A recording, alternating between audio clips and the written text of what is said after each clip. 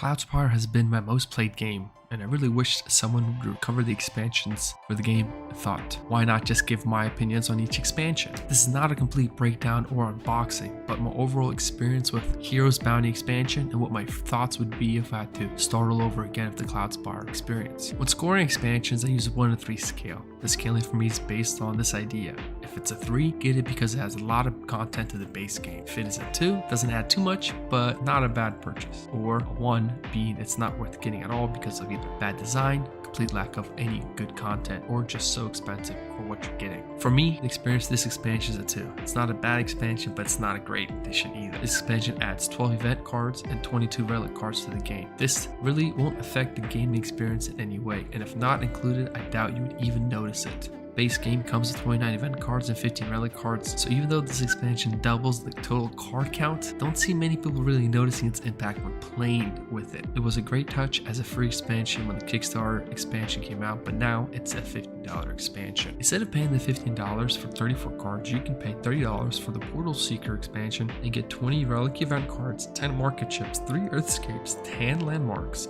2 large isles. Yes, it's double the cost, but you'll also be using 50% of the content, whereas with Heroes Bounty expansion, it's only ever really going to be seen or used during the event phase and when you get relic. And at most, you'll get maybe 4 relics. Here's my recommendation for you if you fall under one of the 4 categories. 1. If you play this game 5 times a year, PvP, I would still recommend you pass its expansion. It doesn't add enough for the money. Number 2.